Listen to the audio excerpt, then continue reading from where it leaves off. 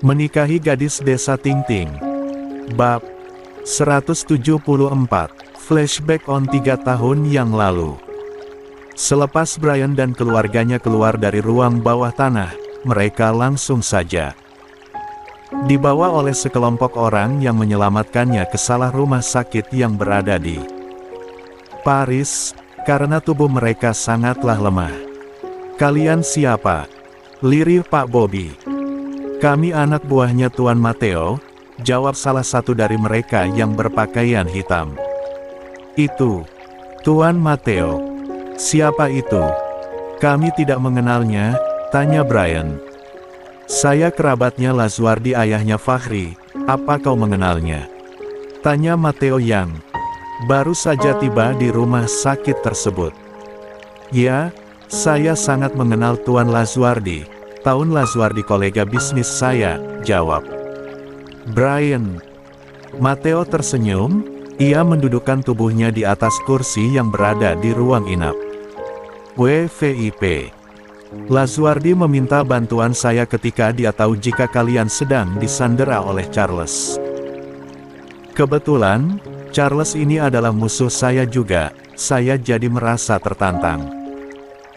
Jadi, saya langsung saja terbang ke Paris untuk menyelamatkan kalian sekaligus membalas dendam pada Charles," ujar Matteo.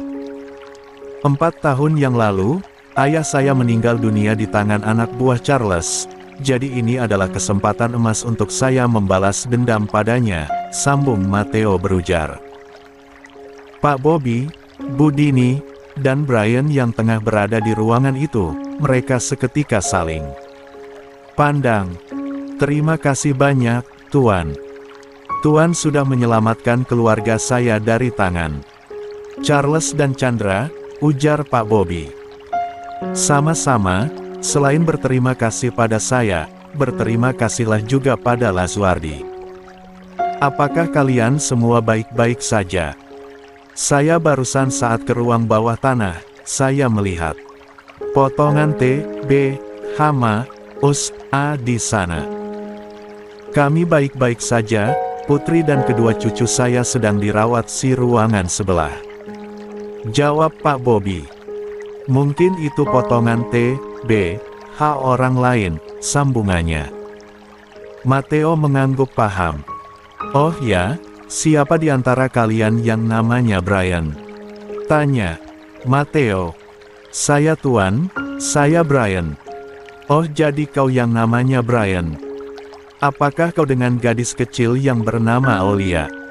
tanya Matteo lagi. Brian mengangguk. "Tentu saja saya mengenalnya, dia kekasihku." "Ada apa dengan Aulia?" "P. Tidak ada apa-apa, gadis kecil itu berpesan pada saya untuk menyampaikan sesuatu." "Padamu? Sesuatu apa?" "Kau cepatlah pulang, dia sudah sangat merindukanmu." Brian terkekeh. Walaupun sedang berjauhan, tetapi Aulia masih selalu saja membuatnya tersenyum. Dererti. Handphone salah satu anak buah Matteo berbunyi menandakan ada panggilan telepon. "Masuk." "Tuan," panggil anak buah Matteo. "Ya, Tuan Lazuardi menelepon." Matteo langsung saja menerima handphone miliknya yang tengah berada di tangan anak buahnya. Pak Bobby dan Brian lagi-lagi saling pandang.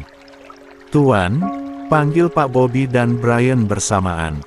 "Ya, tolong jangan kasih tahu keluarga Tuan Lazuardi tentang keberadaan kami," ujar Pak Bobby. "Kenapa begitu?" tanya Matteo. "Nanti saya jelaskan," jawab Pak Bobby. "Tidak. Jelaskan sekarang, kenapa kalian malah ingin menyembunyikan keberadaan kalian pada Lazuardi?" tanya Matteo. Pak Bobby dan Brian kompak menghela nafasnya panjang. Nyawa Tuan Lazuardi dan keluarganya akan terancam. Dan juga nyawa kekasihku. Charles dan Chandra sudah menyuruh anak buahnya untuk terbang ke Indonesia. Sebenarnya, Charles dan Chandra menyuruh anak buahnya itu untuk mengepung rumah om saya yang berada di Surabaya. Tapi, Sialnya mereka malah mengetahui kedekatan kami dengan keluarga Tuan Lazuardi, ujar Brian. Lalu, Chandra dan Charles mengancam anak Nu keluarga Tuan Lazuardi jika mereka terbukti kenal denganku, dan jika mereka ikut campur urusan kami di sini. Chandra dan Charles takut terancam jika Tuan Lazuardi melaporkan semua perbuatan mereka pada pihak yang berwajib di Paris ini, sambung Brian berujar. Kenapa Charles takut terancam dengan ulah Lazuardi? Padahal, Lazuardi belum tentu akan melaporkannya, tanya Matteo.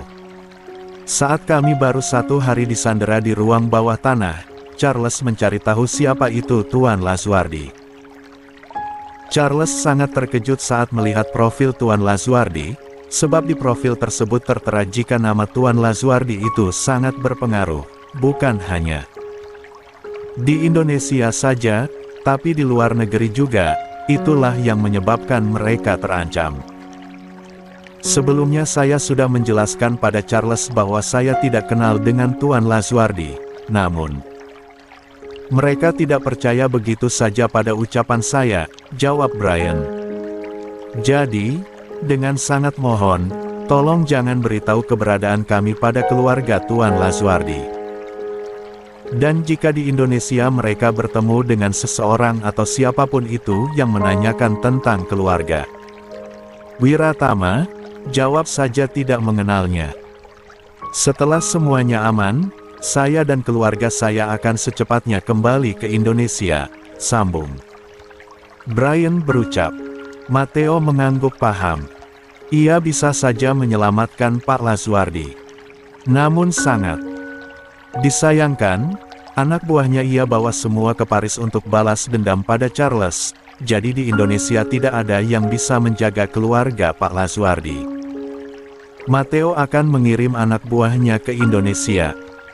Pun percuma, sebab mereka semua sudah ditugaskan untuk mengepung rumah serta base camp milik Charles.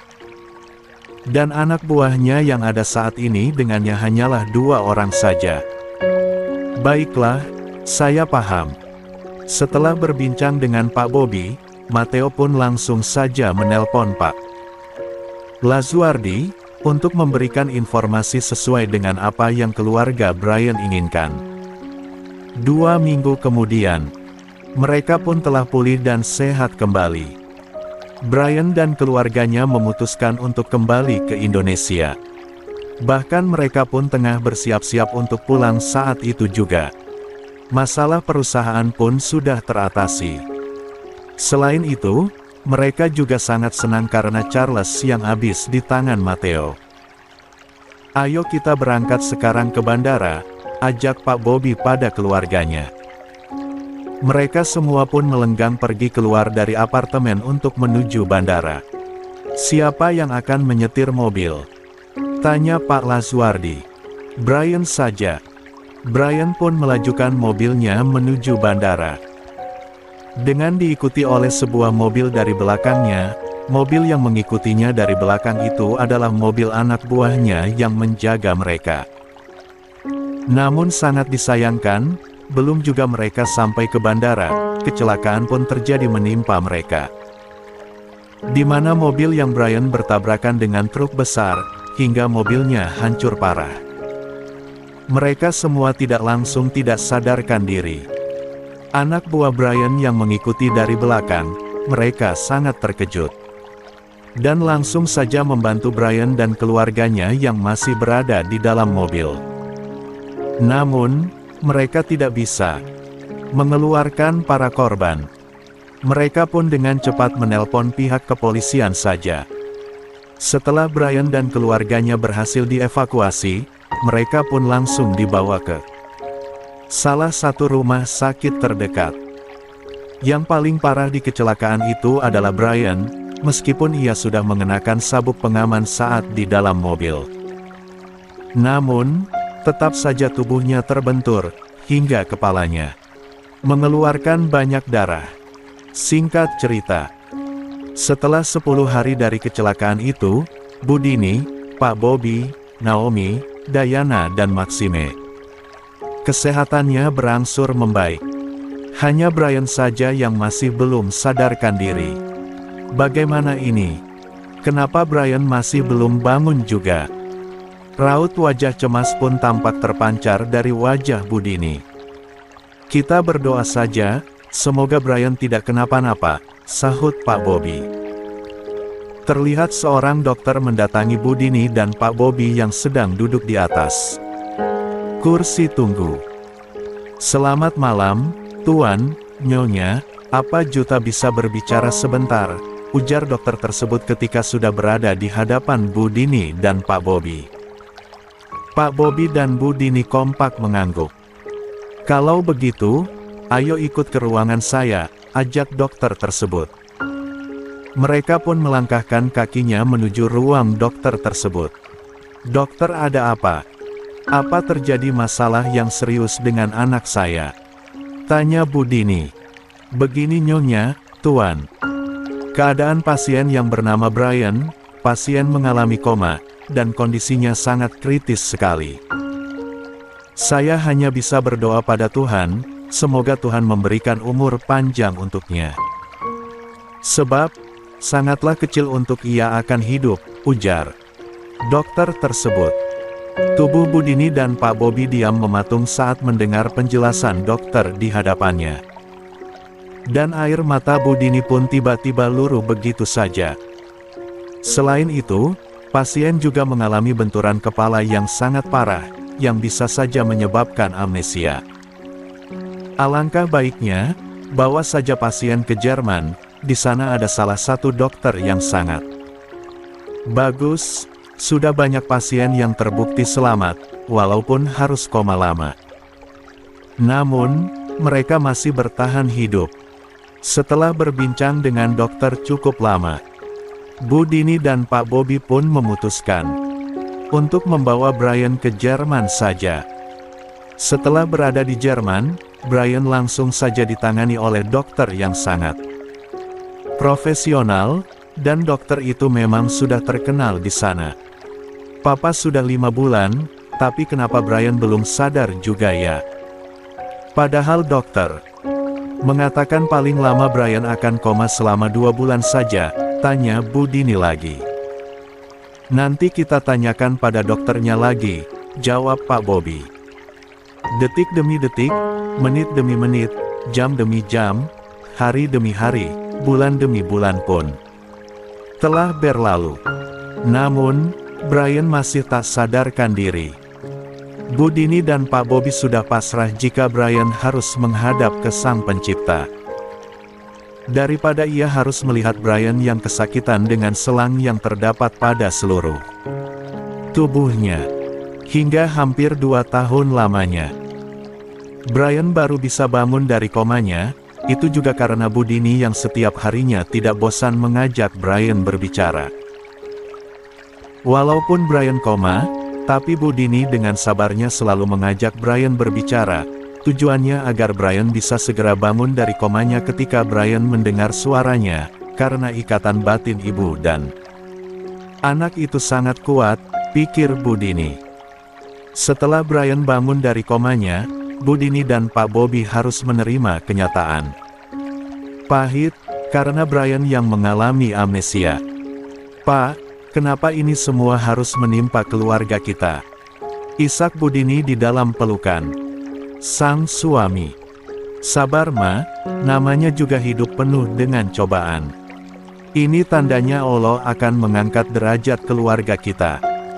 Percayalah, setelah semua ini, pasti akan ada kebahagiaan yang menimpa keluarga kita, ujar Pak Bobi. Kita seharusnya bersyukur, karena kita masih dikasih kesempatan untuk hidup lebih lama lagi. Kita masih bisa berkumpul dengan anak-anak kita, itu tandanya Allah masih sayang sama kita, sambung Pak Bobi berujar.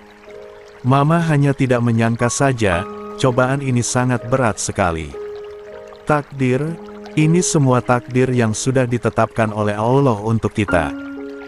Allah yang punya rencana, kita tinggal ikuti saja alurnya, dan jangan lupa berdoa juga. Budini mengangguk lemah.